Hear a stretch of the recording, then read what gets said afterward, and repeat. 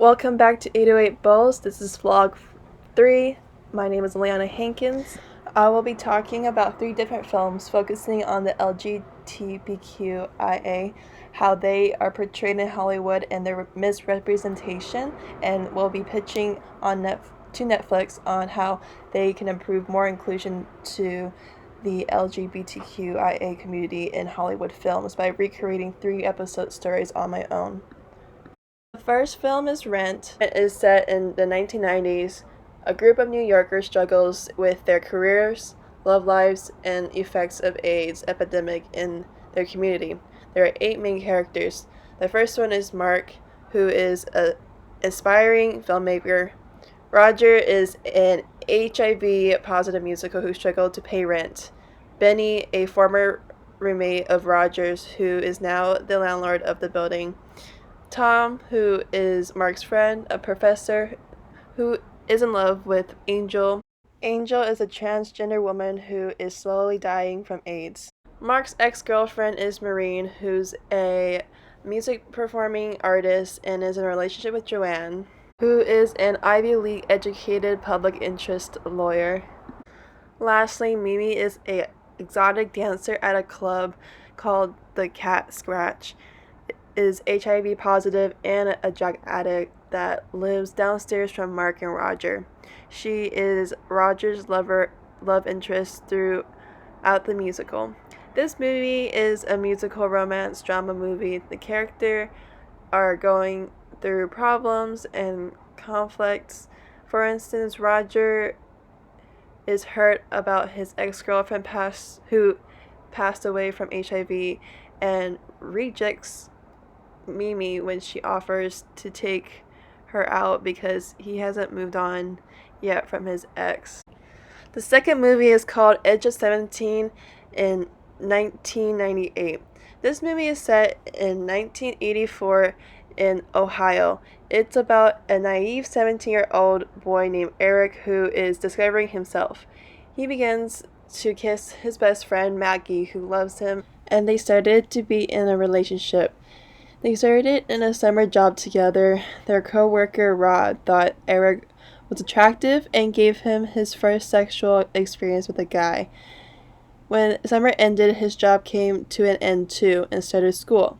Eric went out to the gay bars and met up with Angie, who was his manager at his summer job and now his friend.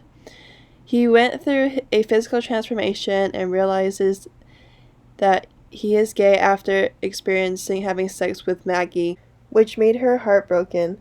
When he came out to his mother was speechless and didn't know how to respond.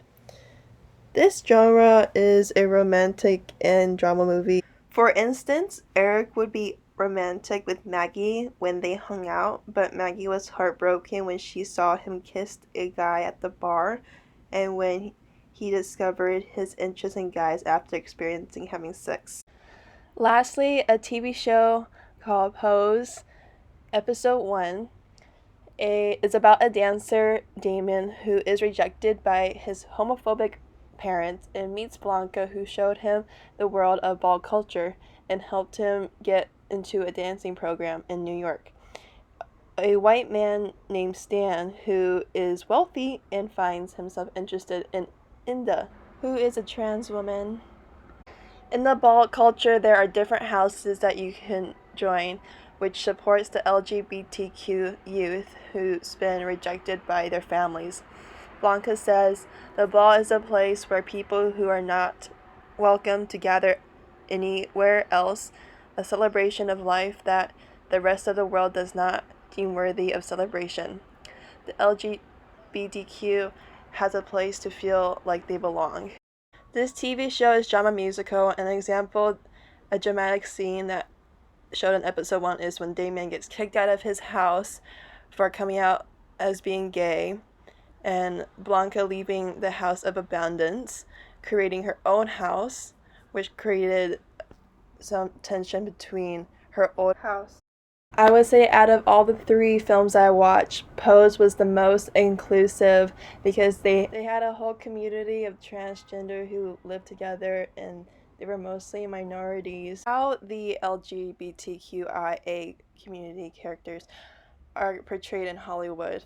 Well, in the article that I found on NCBI, gay guys associated with masculinity and femininity and how they feel masculine ideas affect their self-image and affect their sex relationship. So, a gay guy who likes sports can change their car oil, uninterested in fashion, musical, theater, do not fit the stereotype. The traditional masculinity ideal is men should not be feminine, men should be respected and admitted, they should never show fear, and they should seek out risk and adventure. Gay guys are seen to break from traditional masculinity ideals mainly because of their affectional and sexual orientation, the general perception that gay men are not masculine. Studies show that gay men who tend to stress showing masculine interest and behaviors tend to seek masculine mates. This affects men's sexual experiences because the ideal of masculinity causes negative consequences by feeling insecure and inadequate. Hollywood does allow heterosexual actors play a gay character. According to 34th, these actors gives a stereotypical gay lisp. I feel like this doesn't give a real public perception of gay appearances and relationships. Portraying gay characters is not the same thing as lifting up the voice of a gay character. A more recent change in LGBTQ films criticism is when the characters are on the screen, but they let gay actors depict them and have gay talent behind the screen or camera as well.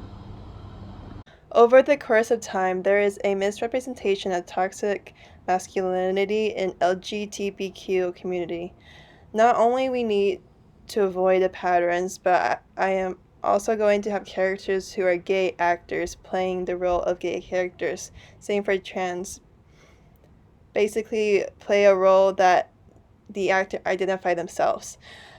In episode 1, the central characters in my show is Tom, Angel, Marine, and Joanne. My secondary characters is Mark, Ben, Mimi, and Roger. Tom is a black professional football player, very athletic. Angel, who is a transgender woman, the president of a college institute. Mimi is Tom's girlfriend. The point of having Tom being a football player is because he's secretly gay, and this would break the misrepresentation that gay men don't play sports professionally or in general. Also, having Angel to be the head of the school would be cool because why not have a trans woman be in a high position in her work career? There is no change in the other characters of what they do. Like, Mark is still a filmmaker, Marine is still a singer, and Joanne is still a lawyer. In episode 1 shows that Tom is a professional football player, and before he travels for the season, he spends time with his friends Angel, Marine, and Joanne. They all went to the gay bar at night for fun. After, Tom and Angel spent a lot of time together and developed feelings towards each other, but Mimi doesn't know that about Tom interest in Angel. Joanne and Marine are together enjoying each other's time and the time that they have left with Tom and Angel. Mark films the community that they live. Rogers performs by singing at the bar that they went. Ben is just a landlord of the building that they live in, and Mimi performs at a ball. In episode 2, Tom breaks up with Mimi, leaving her heartbroken, and spends more time with Angel. Tom is focused on his relationship with Angel. Tom decides to come out and tells his parents that he was gay, but was scared, especially towards his dad. Tom's parents accepted and loved for who he is, which was a big relief for him. This shows the misrepresentation of homophobic parents, and in this generation, I feel like that we are more accepting to the LGBTQ kids. In episode 3, it is the weekend. Tom, Angel, Maureen, Joanne, Mark, and Roger attended to see a drag show. Mimi is hosting the show. Angel doesn't know how to dance but would like to learn. Secretly, Tom knows how to dance like a drag queen, which was shocking because he's a football player. Who would have thought? Tom showed her some drag queen moves. I feel like there is a misrepresentation of transgender that they know how to dance like a drag queen. Thank you for listening. This is 808 Bo signing off. See you next time.